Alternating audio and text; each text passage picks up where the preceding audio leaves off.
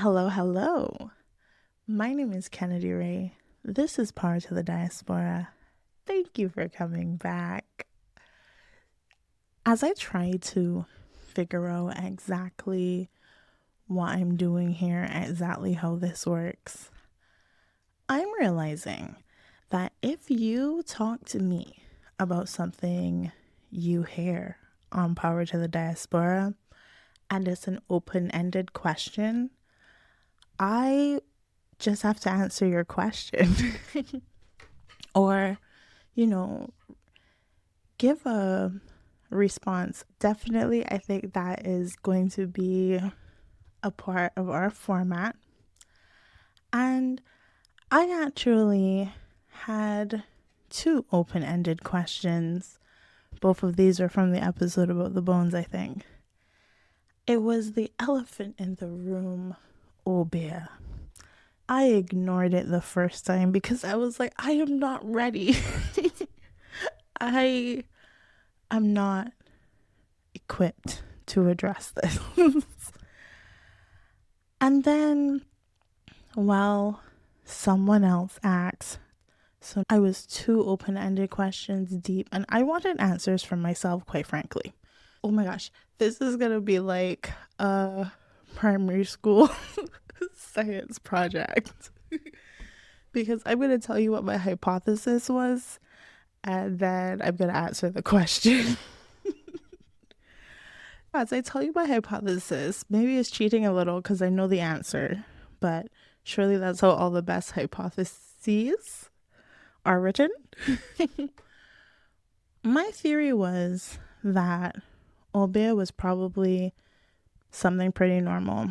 Like, I was like, it's African traditional religions and, indigenous Caribbean stirred up.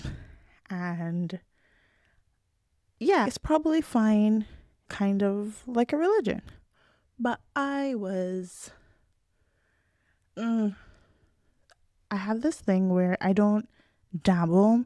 So I'm very respectful of all religions because I believe that people are, let's say, they've purchased the model of car which they are capable of driving, right? I think that in the right hands, all religions have to be perfect. You guys are talking to your gods, and I love that for you. I kind of thought it was like that, but didn't look into it very far until now. I'm so pleased with what I found, honestly. Like, I'm so pleased with what I found.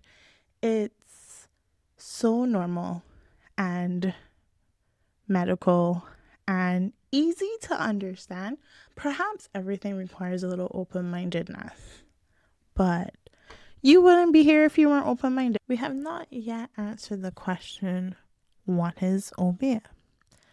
The proposed origin of the word, we have three options because we have no way of knowing which one is accurate because of the horrors that occurred.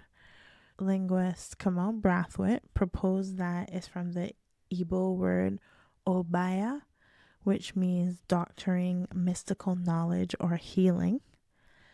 Then the next option is that the origins are Akan, and that it's rooted in the word Bea, which means sorcery or secret power. And the person who wielded this power was called the Obeah. And it's thought that a phonetic shift from Obeah to Obeah seems really reasonable, like a natural path that language would take. Then there's one more option, which is that it's from the Efik people in the Calabar region and rooted in the word Ubiro. This word refers to a specific type of charm or medicine used for protection or to reveal secrets. I know that there's some mysticism in here too, but you're noticing a theme. You're hearing those words like doctoring, knowledge, healing, protection, medicine, those kinds of things. Because Obeah is rooted in medicine, really. The thing that I want to reinforce is that Obeah is distinctly Caribbean. There's no Obeah in Africa. And there certainly was no Obeah in ancient Africa. What Obeah is a combination of many different things, but at the root of it, yes, Obeah practitioners, the priestesses, women, they took care of the body and the soul of the people on plantations because, of course, enslaved people had no doctors, they had no access to medicine. The Obeah woman or man in some cases, but most commonly the Obeah woman, was the neighborhood doctor, the pharmacist, and the general overseer of public health. This thing that gets called Obeah is actually just African people caring for themselves in devastating circumstances. Obeah is botanical pharmacology. Things like aloe vera and lime juice were used to treat skin infections or open wounds, while cinnamon was administered for fevers and headaches. The Obeah woman could regulate your periods, she could stop a pregnancy, or she could ensure a successful birth. Whatever you needed, she had it because she is in tune with nature, with body, with spirit. The plants around her she uses to heal and take care of her community. Bush baths, which were advertised as to wash away bad luck. Oh my gosh, people would run and scream if they saw that. But they contained antimicrobial herbs like neem, which would cleanse the skin of parasites and bacteria in a time where you have very little access to clean conditions, to clean clothes, to medicine, to soap. Very little access, and everyone's access is not the same. Everyone was certainly not equal on a plantation. Some people definitely were more equal than others. Even if some had better access, there were still going to be people on plantations who needed medical care, who needed medicine, who needed something to solve the pain in their soul. And wise women did that. They administered what would be considered therapy to people. Therapy through talking, yes, but also therapy through spirituality, through a reminder of their value under their belief systems. Just because Christianity, as they were taught it, denied their values, did not mean that they did not have gods who protected them, who kept them safe. As I did this research, I was watching this video and the host said, people say, well, if Obeah is real and if it is so strong, why didn't it stop slavery in the first place? To that I say, but look what it was able to do. You see, it might not have stopped slavery, but I think it stopped Black people from losing themselves completely. It stopped us all from forgetting, even if some of us did. I think one of the places that best preserves the memories of Africa and why y'all are afraid of it is Obeah, the distinctly Caribbean spiritual traditional practice. That is why y'all are afraid. Because what great power do you think it truly takes for us all of us, to have lived this long, to live this life, to be 100 years out and nobody alive know what it's like. Don't you think that the way they kept their bodies and spirits strong is why we can do this, why we can be here? There's this other element that is very relevant. Religious practitioners, spiritual practitioners on the continent of Africa at the time that people were being enslaved, they were not being sold on purpose. It is true that some people did still end up here, like, African nobility and educated elites did still end up in the Americas because the Europeans were ruthless and a black person was a black person to them. In a lot of cases, nobility is released, and those are some of the people who write some of the very few accounts of enslaved people that exist. The point is, priests and priestesses, religious workers, practitioners, healers, these people were not being trafficked. It was, for the most part, either very regular people, or at first it was criminals, outcasts, prisoners of war, those kinds of people. Obeah men and women on plantations and in the Caribbean, for the most part, these are just people trying to remember what their priestesses and priests did and recreating it to the best of their ability, connecting to their gods the best they can. Think about it like people who pray when there's turbulence on the plane, or people who go to a fete on a Saturday and are in church on Sunday morning. Regular people who might not know all the prayers and the songs, and if they found themselves in a position where they had to remember them, they probably wouldn't turn out perfect. I do believe there's a lot of context that we do not have access to. As a matter of fact, when they teach you the bullet points on these things, they don't give you the context or the timelines and stuff like that. I want to do that for you because I think it's important.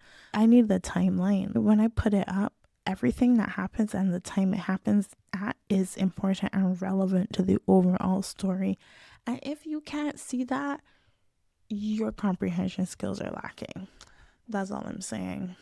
In the West African traditions that people who ended up in the Caribbean were just trying to remember what happened in, medicine and magic were pretty much the same thing.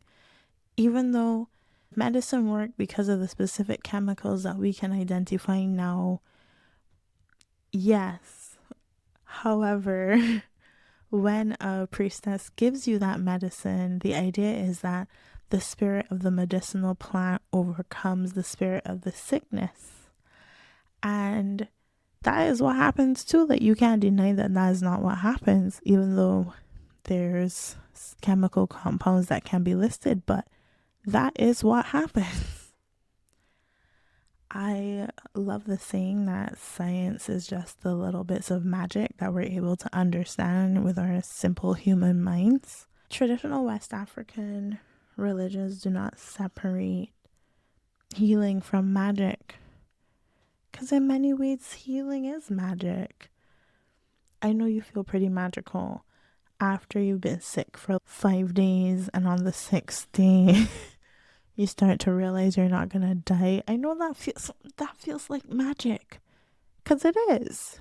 It is magical that your body can heal itself. The reason that the word Obeah twists fear in your gut when you hear it, even though I hope that I've convinced you that is real normal and very medicinal. I hope that I've sold you. If not, follow up. I will work harder. The reason you feel that way is because the word Obeah gets a colonial rebrand, and that's what you're feeling the pressure of. You're not feeling the pressure of enslaved people having access to medicine. You are feeling the pressure of the anti-Obeah laws that were put in place in the Caribbean. It's been a couple years since I was in university, but I remember seeing anti-Obeah law on the books, and maybe it was Dominica, and then I said maybe Barbados has one too. I should really check, and I did not. In preparation for this episode, I thought that the other points were more important. I didn't really think you could do anything with the anti-Obeah Act. And in any case, I'm gonna tell you about the first one ever that was put in place in Jamaica. Let me read to you. This is from obeahhistories.org. Obeah became a crime for the first time as a result of a comprehensive Jamaican law intended to prevent rebellions by slaves passed in 1760. The law was the Jamaican planters' response to the biggest slave rebellion that took place in the 18th century British Caribbean, which came to be known as Tacky's Rebellion. The rebellion began on Easter Day, 1760, when 150 enslaved people attacked the fort at Port Maria in the parish of St. Mary. Their leader, Tacky, an enslaved man from the Gold Coast, today's Ghana, gave the rebellion its name. The resistance grew in size and uprisings took place across Jamaica. The fighters forged solidarity through oaths and rituals of spiritual protection that drew on Akan spiritual knowledge.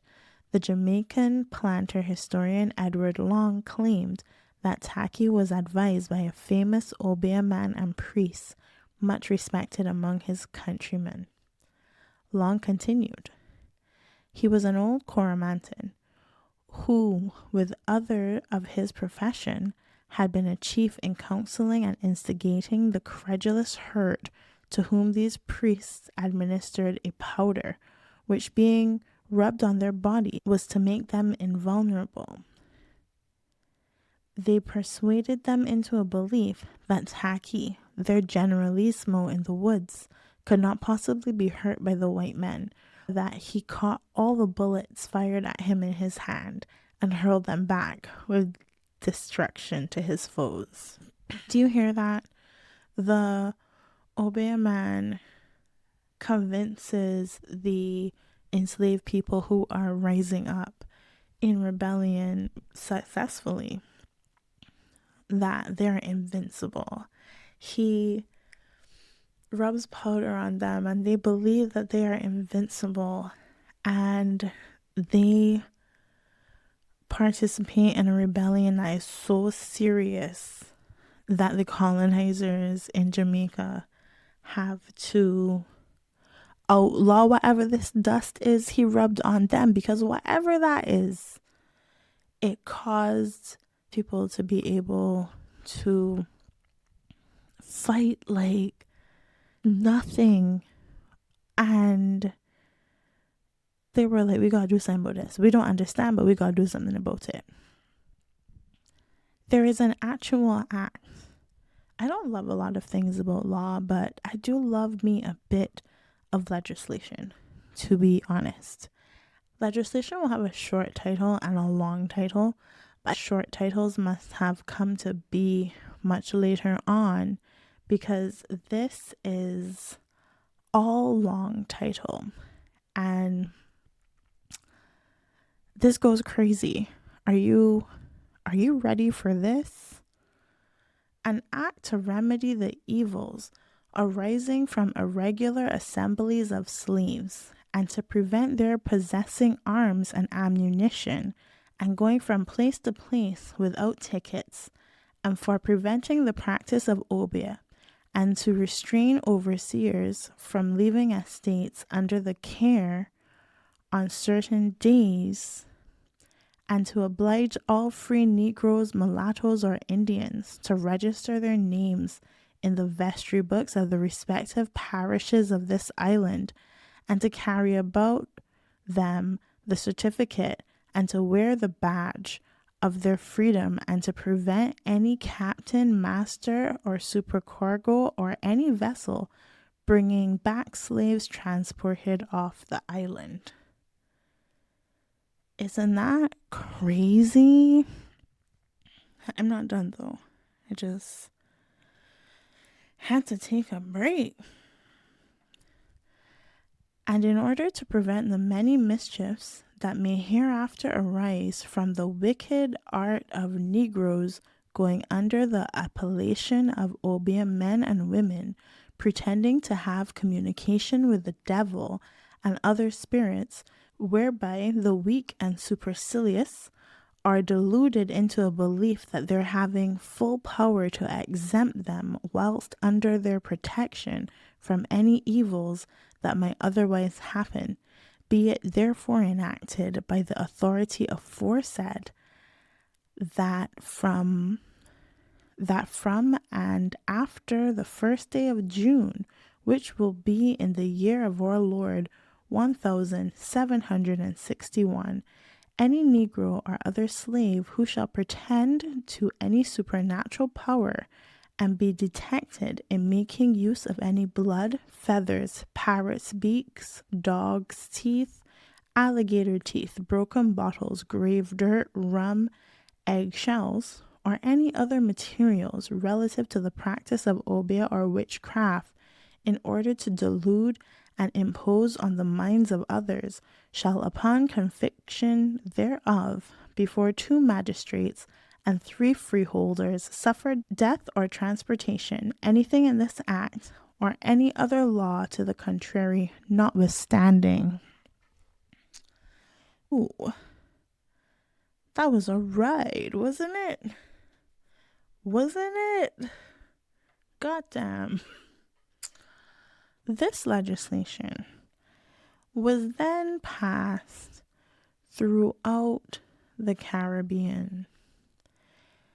Everywhere that there were plantations, eventually an Obeah law was passed. Did you notice that the punishment for breach of this law is death or transportation, meaning they would either kill you or human traffic you again?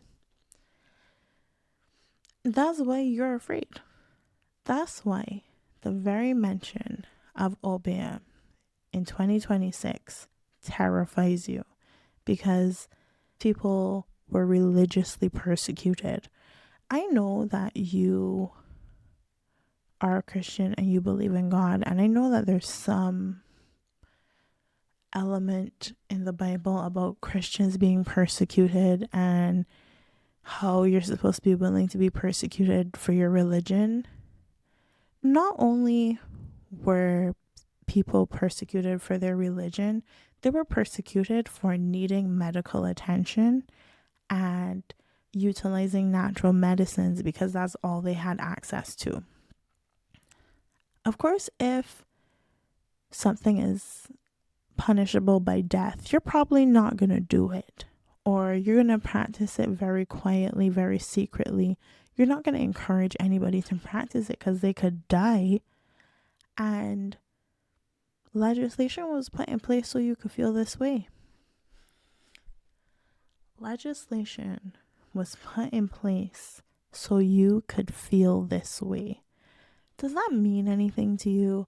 Does that make you feel like perhaps you have more control over your feelings than you think because legislation passed in the 1700s is why you feel the way you do? That can't be right. We can't live like that. I can't let you live like that. All cultures have mysticisms of some sort. The Europeans who arrived in Africa between the 15th and 19th century, they certainly had theirs, okay? They certainly believed in a lot of things that people who are Christians now would say are demonic or evil. For example, they were big into astrology They were big into fortune tellers as well. Fortune tellers would determine the days that boats should sail and that war should start. They would consult them on all kinds of things.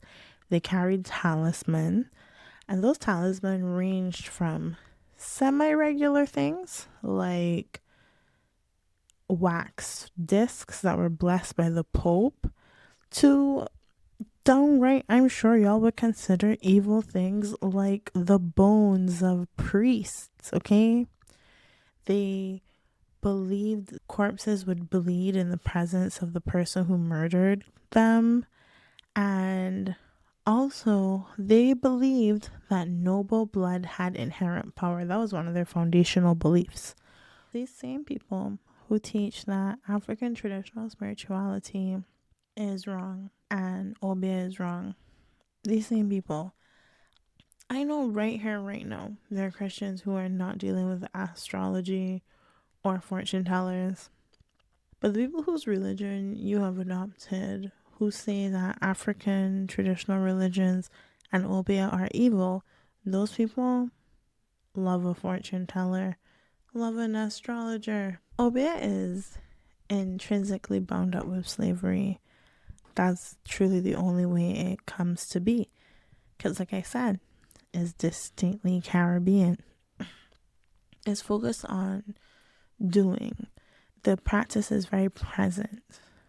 Obeah is rooted in survival. It's providing medical treatment for the body and shoring up the soul to help enslaved people believe in their power to overcome. The purpose of Obeah was to ensure survival. The colonizers saw that survival, saw how strong the need to be free raged in people, and took their priests and doctors away. That's the context you need to look at it through. We've talked about the legislation that they enacted. The next thing we need to talk about is a book. Did you know that you can write anything you want and publish a book once you can afford to? Like, literally, there's nothing that stops you from publishing a book. There was a book printed in 1799. It was called A Treatise on Sugar, and it was by Benjamin Moseley. This book was instrumental in characterizing Obeah. It demonized the practitioners. It says that it was black magic and wickedness and of the devil. Then they distributed this book to merchants and scholars. And many books written after this book relied on it as a source of evidence, and similar language appears in books that are written afterwards. This book basically shapes the world's opinions on Obeah to date. You need to realize that your opinions were written for you in the 1700s. Another thing about Obeah is when you villainize Obeah, you silence women. The Obeah women, or Mayal women as they're called in Jamaica, she is a scientist midwife. She's a community historian. She is a rebel leader. And when you criminalize Obeah, you erase female authority. I strongly believe that the world started collapsing when women stopped being able to effectively exert soft power, because soft powers run the world. Yeah, I think when the corporation took the place of the regular guy and his wife couldn't whisper in his ear anymore, companies couldn't run properly. That's just what I think. A lot of traditional spiritual practices have female priestesses. Not all, but some of the Native American groups also have priestesses and medicine women. Women play a really important role in religion, spirituality, and medicine in all other groups except the Europeans, bro. When they took our culture from us and our ways of living from us, and we have to then fit into these Christian standards that they think they live by. But like I said, these people were so superstitious, practicing all kinds of magic and hocus pocus. As we try to fit into these spaces that are not our own, I think we just can't cope. I do feel like effectively when they destabilized female authority, they destabilized everything else. And we just have forgotten how to live. Another side effect of the great forgetting, as I will continue to call it, because I think that's what it is. We don't realize that the traditions our ancestors are from are for the most part matrilineal, which is not the same thing as a matriarchy, but it is the idea that lineage passes through the mother's bloodline. Matrilineal societies seem to just lean more to a sharing of roles within the community. Everyone plays their part, but women are responsible for crucial things which maintain their societies. I would say that if you look at Barbados, I think I can see that even in our culture that we have fit into the Europeans' patriarchal system. Everyone's manager is a woman. Bajan women are so good at their jobs, just exquisite. I think that is one of the ways that we see the inherent truth of our people and the way we're accustomed living. Like we see it, I think, in our business structures. And yes, because we have fit into the Europeans' patriarchal system, a lot of the people at the tippy top of companies in Barbados are men. They're white men too. But the people who keep that company going for real on an everyday basis, they are women, because women get the job done. If you look around, you can see it, but we probably could do to remember a bit more of the crucial roles that women used to play in our culture before. Women so effectively supported their communities that support was criminalized. You understand that something was so dangerous that they made it criminal and punishable by death. Don't you think that that must be just incredibly powerful? You wouldn't react like that over something that wasn't powerful. Only things that are powerful need to be contained. That's another reason why I feel like this project is so important, because you do not go to the kind of lengths and commit the kind of atrocities that were committed in the Caribbean and in the Americas if you don't have a great task, if it's not unimaginably difficult to break the spirit of a people. Because of these things, I think that if we came closer to the ways we used to live, or if we understood the ways of our ancient ancestors a bit better, I think we could harness more of our power and more of our ability to live a good life and make our dreams come true, you know? Even in the Great Forgetting, Caribbean people remember more than they think they do. I'm from a place where a dream is taken very seriously, to the point that if I have certain dreams, I don't tell anyone about it because it's kind of scary. For example, do you know about that dream of teeth falling out and they'll say that it means someone's gonna die? You think I would tell my grandmother I had that dream? She will validate that superstitions so quick and I don't need the help, okay? I don't need the help. So I keep that to myself. I think the average Caribbean person takes a dream seriously. The average Bajan, they take a dream seriously. If you dream something's gonna happen, you're not going out and do it. If you dream you get in a car accident, you're staying home that day, and you know that. I support you. I am exactly the same. Exactly the same. Because why would you deny your body's instinct? Why would you deny your soul's instinct? You should listen to the still small voice of God. That's what that is. It's all intrinsically looped and wrapped together, I believe. Then there's also the way you feel after a sea bath, which in Obeah is gonna fall into the sacred nature of water. You know, the way that you just feel good. You feel good, you feel different, your troubles wash away, you are cleansed, you leave the ocean renewed.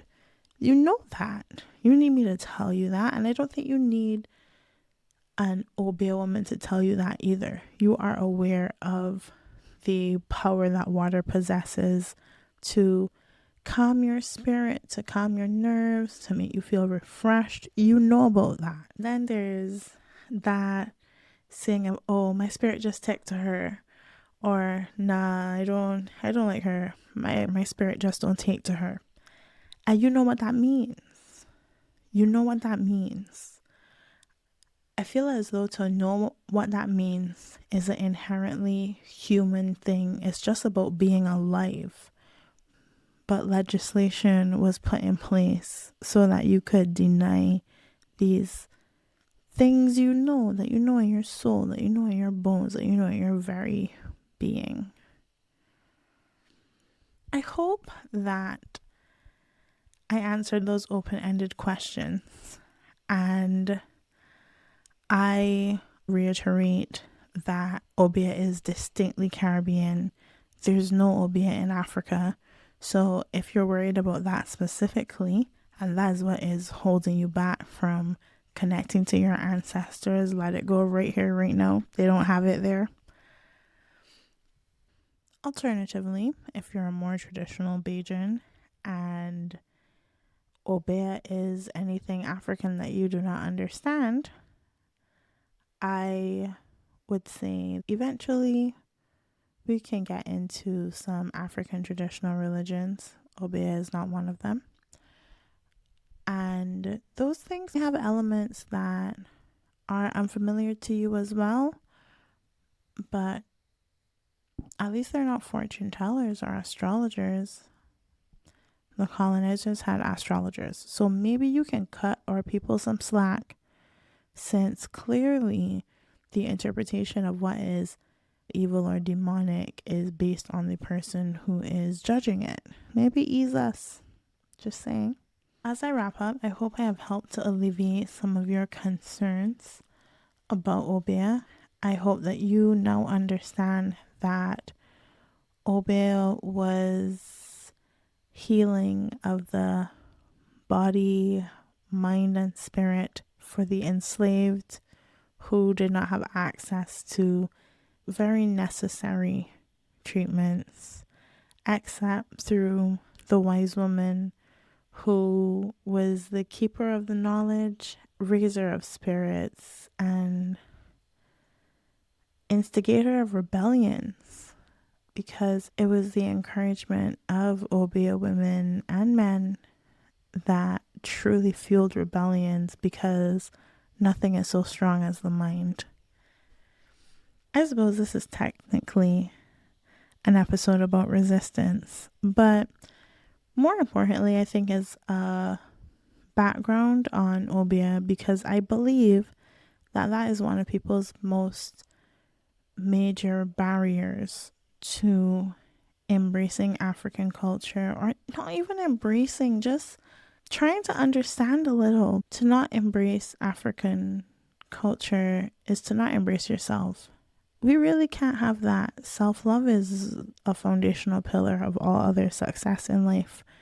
And I just want to help you succeed, you know? Thank you so much for listening. Remember that our ancestors passed our histories through word of mouth. Tell somebody about something that you learned today or thought about today. Thank you so much for listening. This has been Power to the Diaspora.